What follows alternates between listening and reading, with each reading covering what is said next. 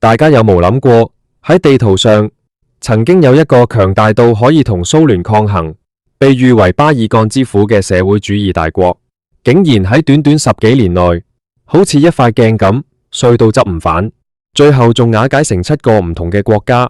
今日我哋就一齊嚟揭開呢段被稱為歐洲火藥庫嘅血淚史。如果你依家問一個年紀大少少，可能已經60、70歲嘅老香港人，佢哋對南斯拉夫呢個名一定唔會陌生，因為當年嘅世界波強悍嘅鐵托總統真係響當當。但係呢個曾經融合咗唔同民族、唔同宗教嘅聯邦，點解會行到血流成河、兄弟相殘嘅地步？而分裂出嚟嘅呢7個國家，依家過得好唔好？有啲升官發財入咗歐盟，有啲竟然仲係窮到油，甚至每日都喺度驚緊會唔會再打仗。今日呢條片，我會用最通俗、最接地氣嘅廣東話，帶大家一條片睇晒成個巴爾幹半島嘅前世今生。要講明呢件事，我哋首先要將時間倒流返去上一世紀。南斯拉夫呢個地方，天生就條命生得好苦，因為佢正正夾喺西方基督教文明、東方東正教文明同埋鄂圖曼帝國嘅伊斯蘭文明中間。呢度嘅人雖然大家血統上都係斯拉夫人，講嘅說話都差唔多，但係因為歷史上被唔同嘅大國統治過，結果信嘅神唔同，文化唔同，連寫字嘅字母都唔同。克羅地亞人同斯洛文尼亞人信天主教，塞爾維亞人、黑山人同馬其頓人信東正教，而波斯尼亞人就信伊斯蘭教。咁多嚿火藥放喺同一個木桶入面，邊個可以撳得住佢？呢個時候，歷史就交俾咗一個傳奇人物，佢就係鐵托。鐵托呢個人真係一條條好漢。佢喺第2次世界大戰嘅時候，帶領游擊隊夾硬打走咗納粹德國。喺1945年，佢正式建立咗南斯拉夫社會主義聯邦共和國。鐵托最勁嘅地方係咩？係佢夠狠、夠威望，而且佢好聰明咁行一條不結盟嘅路線。佢既唔聽蘇聯史太林話，又唔向美國低頭。喺上一世紀50年代到70年代，南斯拉夫嘅經濟發展到直情好似神話一樣，人人有工做，有免費醫療、免費教育，仲可以隨時揸住本護照環遊世界。當時嘅南斯拉夫國民所得遠遠超過其他東歐共產國家，直逼西方發達國家。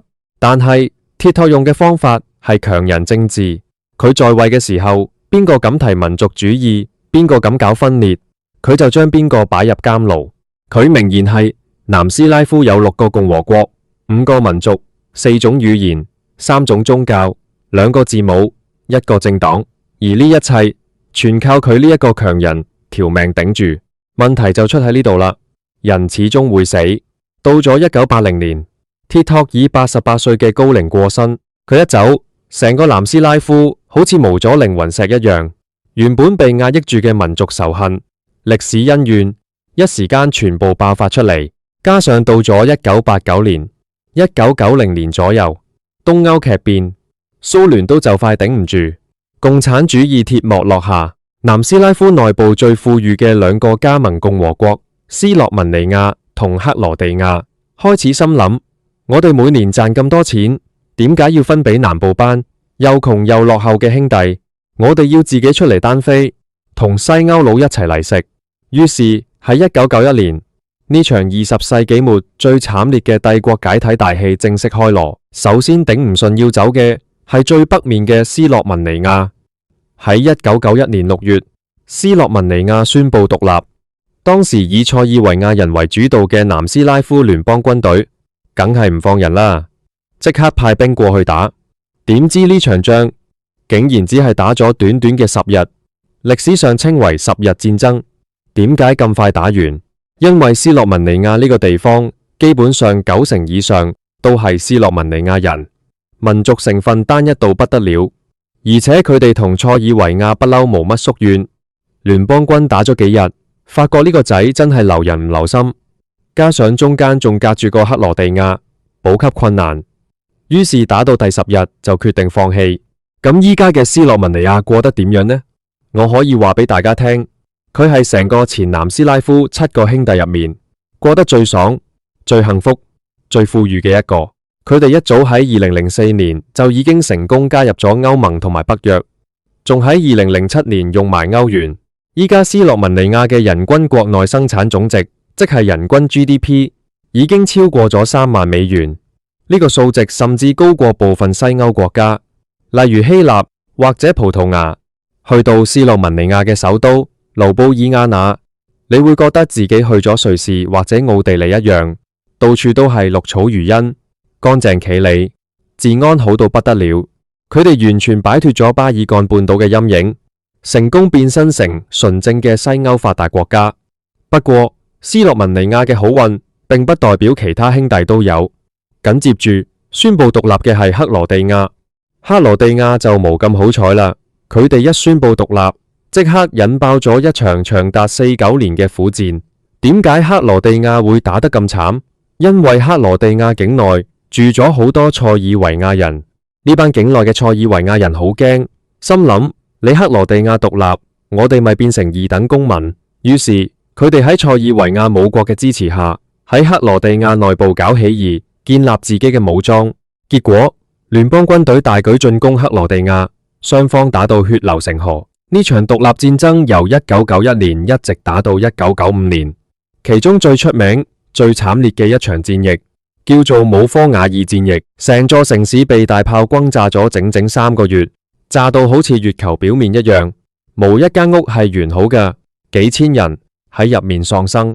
到咗1995年，克羅地亞軍隊發動咗一場叫風暴行動嘅大規模反攻，用咗短短幾日時間，夾硬將境內幾十萬塞爾維亞人驅逐出境，這才真正奠定咗獨立嘅基礎。經歷咗咁大場創傷，克羅地亞依家又點呢？好在克羅地亞人好有骨氣，而且佢哋條命大財。克羅地亞擁有成條亞得里亞海最靚嘅海岸線，有成1000個島嶼。如果你中意睇美劇，一定知道《權力遊戲》入面個君臨城其實就係喺克羅地亞一個叫杜布羅夫尼克嘅古城度攞景。靠住呢個無敵嘅旅遊資源，克羅地亞喺戰後瘋狂發展旅遊業，經濟起死回生。佢哋喺2013年加入歐盟，再喺2023年正式加入申根區同埋改用歐元。依家克羅地亞嘅人均 GDP 都已經突破咗2萬美元。雖然佢哋嘅後生仔好多都流失去咗德國學食，國內物價又因為用咗歐元而升得好勁，本地人成日叫苦連天。但係總體嚟講，佢哋已經踏入咗富裕國家嘅行列，生活算係非常之有尊嚴。講完呢兩個幸運嘅兄弟，接下來我哋要講成個南斯拉夫瓦解過程入面最黑暗、最恐怖、最慘絕人寰嘅一幕——波斯尼亞。波斯尼亞嘅全稱叫波斯尼亞和黑塞哥維那，簡稱波黑。如果斯洛文尼亞係最純嘅地方，咁波黑就係最雜嘅地方。喺呢個地方，大約有4成幾人係信伊斯蘭教嘅波斯尼亞人，3成幾人係信東正教嘅塞爾維亞人，1成幾人係信天主教嘅克羅地亞人。3個民族混埋一齊住，你隔壁個鄰居可能就係另一個民族。喺1992年，當波黑見到2個大佬都獨立咗，佢哋都搞公投宣布獨立，呢下大鑊啦！境內嘅塞爾維亞人堅決反對，佢哋話：你想獨立，咁我哋要自己同塞爾維亞合併。於是，一場由1992年打到1995年嘅波黑戰爭爆發。呢場仗唔係普通軍隊對軍隊嘅仗，而係鄰居殺鄰居、朋友變仇人嘅種族清洗、仇殺。當中最出名、最令世界震驚嘅就係塞拉耶佛圍城戰。塞拉耶佛係波黑嘅首都，曾經舉辦過1984年嘅冬季奧運會。本來係一個好靚、充滿文化氣息嘅山城，點知塞爾維亞武裝部隊將成座城市圍困咗整整1425天。呢個紀錄係現代戰爭史上最長嘅圍城紀錄，比當年2次大戰德軍圍困列寧格勒仲要長。喺呢3年幾入面，條街周圍都係狙擊手，市民出去買個麵包、拎桶水，都隨時會被高處嘅狙擊手一槍打穿頭。成座城市無水、無電、無糧食，死咗超過1萬人。更恐怖嘅事發生喺1995年7月，喺一個叫斯雷布雷尼察嘅小鎮。當時雖然有聯合國維和部隊駐守，但係塞爾維亞軍隊夾硬衝入去，喺短短幾日之內有組織地屠殺咗超過8000名波斯尼亞族嘅成年男子同男仔。呢場係自第二次世界大戰以來歐洲發生過最嚴重嘅大屠殺。事後國際法庭直接定性呢件事為種族滅絕。呢場噩夢直到1995年底，由美國出面夾硬將三方拉去簽訂代頓協議，場仗先至打完。咁依家嘅波黑點樣呢？我可以形容佢依家係一個活死人國家。點解咁講？因為代頓協議雖然停咗火，但係佢將波黑夾硬分拆成兩個政治實體，一個係波黑聯邦，主要係波族同黑族；另一個係索族共和國。呢個國家竟然有3個總統。冇錯，佢哋搞個3人主席團，3個民族各出一個總統，每人輪流做8個月。你想想，3個仇人一齊治國，點會搞得好？依家嘅波黑政治上天天都在吵架，叔族人成天嚷着要獨立出去，合併洛塞爾維亞，國家面臨隨時再次分裂嘅危機。因為局勢不穩，外資根本唔敢入嚟，經濟一塌糊塗，失業率高企。後生仔只要一有機會，全部都移民去歐洲其他地方。雖然佢哋喺2024年獲批開啟加入歐盟嘅談判，但係明眼人都知，以佢哋依家呢種4分5裂、僵化政治體制，要真正入到歐盟，可能仲要等20年，甚至更久。今日去到塞拉耶佛，你仲可以喺街頭啲建築物上面見到密密麻麻嘅彈孔。呢啲彈孔唔單止喺條街度，更加深深刻在波黑人嘅心入面。講完呢3個打到飛起嘅地方，我哋嚟講一個奇蹟地和平分手嘅例子。佢就係北馬其頓，以前叫馬其頓。馬其頓位於南斯拉夫嘅最南部。喺1991年11月，佢哋見到上面打到開晒巷，都靜悄悄咁搞咗個公投，宣布獨立。當時塞爾維亞嘅大統領米洛舍維奇正忙住喺克羅地亞同波斯尼亞開戰，根本冇兵力，冇時間去理呢個最南端嘅窮兄弟，於是就由得佢走。馬其頓就咁樣一槍都唔使發，就平平安安咁獨立咗。不過馬其頓人萬萬冇諗到，打仗雖然避過咗，但係獨立之後嘅日子竟然會被改名。呢件事折磨咗足足20幾年。點解？因為佢個隔壁鄰居係希臘，希臘一見到佢用馬其頓呢個名，即刻跳起發高燒。希臘人話馬其頓係我哋偉大嘅亞歷山大大帝嘅故鄉，係我哋希臘歷史不可分割嘅一部分。你一個斯拉夫人建嘅國家，憑咩用我哋祖先個名？你係咪想對我哋希臘北部嘅馬其頓大區有領土野心？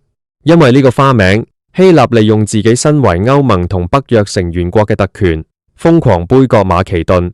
只要馬其頓想申請加入北約或者歐盟，希臘就一票否決。馬其頓因為咁樣被卡住咗20幾年，經濟發展大受影響，最後冇辦法啦。為咗國家嘅前途，為咗可以入北約、入歐盟話食，馬其頓政府喺2019年含淚同希臘簽妥協議，將自己個國名正式改為北馬其頓共和國。改咗名之後，希臘終於放手，北馬其頓亦順利喺2020年加入咗北約。不過佢哋嘅經濟依然好落後，人均 GDP 只有大概700-8千美元左右。國內除咗斯拉夫人，仲有2成幾嘅阿爾巴尼亞族人，兩邊不嬲都有少少摩擦。曾經喺2001年仲差點打起內戰。依家嘅北馬其頓雖然無大戰亂，但依然係全歐洲最貧窮、最無存在感嘅國家之一。好啦，講到呢度，原本南斯拉夫嘅6個共和國入面已經走咗4個，剩下邊個？就只剩下塞爾維亞同黑山。呢2個共和國因為文化、宗教、血統最接近，所以當其他兄弟走晒之後，佢哋依然決定留埋一齊。喺1992年，佢哋宣布組成南斯拉夫聯盟共和國，簡稱南盟。呢個南盟基本上就是塞爾維亞話事，大統領就是人稱巴爾幹圖夫嘅米洛舍維奇。米洛舍維奇呢個人抱住大塞爾維亞主義不放，結果令到塞爾維亞喺上一世紀90年代成為全球公敵。因為支持波黑塞族打仗，塞爾維亞被聯合國實施咗極度嚴厲嘅經濟制裁。當時塞爾維亞國內通貨膨脹到一個咩地步？歷史上僅次於津巴布韋。政府印製面額高達5000億蒂納爾嘅銀紙，但係連一條麵包都買唔到，市民買嚿肉都要排隊排幾日，經濟徹底崩潰。但係塞爾維亞嘅噩夢仲未完，去到1998年，塞爾維亞南部一個叫科索沃嘅省份出事啦。科索沃呢個地方好特別，佢雖然係塞爾維亞嘅領土，但入面有超過90%人都係阿爾巴尼亞族，信伊斯蘭教嘅。呢班亞族人見到其他人都獨立，佢哋都想搞獨立。塞爾維亞軍隊梗係不容許啦，大舉進攻科索沃，實行強力鎮壓。這下子西方國家，特別係美國同北約坐唔住啦，佢哋話你米洛舍維奇又想搞種族清洗，於是喺1999年3月，北約越過聯合國安理會，直接對南盟發動咗長達78天嘅狂轟濫炸。呢場科索沃戰爭，相信好多對軍事有興趣嘅朋友都會記得，北約嘅戰機炸毀咗塞爾維亞無數嘅橋梁、工廠、政府大樓，甚至連我哋中國駐南斯拉夫大使館都無幸免被炸中，造成咗好大嘅外交風波。打完呢場仗之後，米洛舍維奇徹底失勢，最後被送上國際法庭，喺監牢入面過身。而南盟呢個名亦都喺2003年正式走入歷史，改名為塞爾維亞和黑山，簡稱塞克。不過呢段婚姻都維持唔得幾耐。黑山呢個地方雖然同塞爾維亞好似親兄弟一樣，但係黑山人眼見塞爾維亞因為科索沃問題、戰犯問題，天天被西方制裁，心諗同你綁埋一齊，真係永無出頭之日。我想入歐盟過好日子啊！於是喺2006年5月，黑山搞咗個公投，以55.5%嘅微弱多數通過獨立。塞爾維亞當時都心灰意冷，無阻攔，拍拍屁股，大家和平分手。黑山就咁樣成為咗從前南斯拉夫瓦解出來嘅第5個國家。依家嘅黑山過得點？黑山條命其實同克羅地亞有少少似，佢雖然地方細細，人口只有大約60幾萬，但係佢有一條好靚嘅海岸線。黑山獨立之後，全力發展高端旅遊同房地產，吸引咗無數俄羅斯同西歐嘅有錢人過嚟買別墅、停泊遊艇。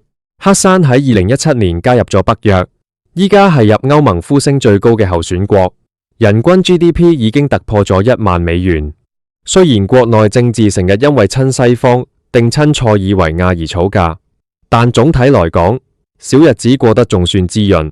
黑山一走，塞爾維亞就真正變成咗一個內陸國，冇晒海岸線。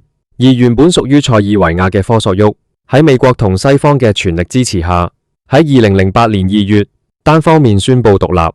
呢個就是前南斯拉夫瓦解出來嘅第7個實體。不過科索沃呢個第7國到依家為止，身份依然非常之尷尬。塞爾維亞直到今日都堅決唔承認科索沃獨立。對塞爾維亞人來講，科索沃係佢哋民族文化同東正教嘅發源地，係佢哋嘅龍興之地，絕對無可能割讓。依家全世界大約有90幾個國家承認科索沃，但係包括中國、俄羅斯、西班牙、希臘等好多國家都堅決唔承認，因為不獲聯合國承認。科索沃在國際上寸步難行，經濟發展非常之落後，人均 GDP 只有大約5-6千美元，而且北部住宿族人嘅區域，直到今日都經常發生流血衝突。北約部隊依家仲要長駐喺嗰度維持和平。最後，我哋嚟望下成個事件嘅核心——塞爾維亞。作為南斯拉夫嘅繼承者，塞爾維亞呢30年來真係承受咗最多嘅痛苦同屈辱。國土縮水，經濟被制裁，工廠被炸毀，還失去了海岸線。依家嘅塞爾維亞喺現任總統武契奇嘅帶領下，行一條好特殊嘅外交路線。佢哋一邊申請加入歐盟，一邊同中國、俄羅斯保持極之友好嘅關係，喺地緣政治中間踩鋼絲。如果你依家去塞爾維亞嘅首都貝爾格萊德，你會發現呢個城市非常有生命力。雖然人均 GDP 大約得1萬多美元，比唔上斯洛文尼亞同克羅地亞，但係佢哋嘅基礎建設正在瘋狂發展，好多高鐵、高速公路、工廠都係由我們中國企業幫手興建。塞爾維亞人對中國人非常之熱情，因為喺佢哋最孤立無援嘅時候，我哋給予咗好大嘅支持。不過，科索沃問題依然係塞爾維亞頭頂上嘅一柄達摩克利斯之劍，只要一日唔解決，塞爾維亞就一日入唔到歐盟，地緣政治嘅風險就一日都唔會消除。好啦，睇完呢7個國家嘅現狀，我哋不妨做一個總結。前南斯拉夫嘅解體可以話係20世紀末最悲慘嘅一場地緣政治悲劇。同一個國家嘅兄弟為咗所謂嘅民族大義、宗教信仰，可以喺一夜之間拿起槍，將尋日一齊飲酒開 party 嘅鄰居殘殺。30年過去，呢7個兄弟命運各異。斯洛文尼亞同克羅地亞成功脫斯拉夫入歐，過上了西方富裕嘅生活。塞爾維亞同黑山正在努力掙扎，尋求復興，而波斯尼亞、北馬其頓同科索沃依然深陷喺貧窮、分裂同局勢不穩嘅泥潭入面。歷史話俾我哋聽，和平從來都唔係理所當然嘅。一個國家如果包容唔到多元文化，被極端民族主義沖昏頭腦，最終受苦嘅永遠都係最底層嘅普通老百姓。今日睇完呢條片，大家對巴爾幹半島呢段血淚史有咩睇法？你哋又覺得塞爾維亞未來可唔可以重新崛起？歡迎喺下面留言話我知。如果中意我呢類型嘅歷史地緣政治分享，記得點讚、訂閱同分享俾身邊嘅朋友。我哋下期再見。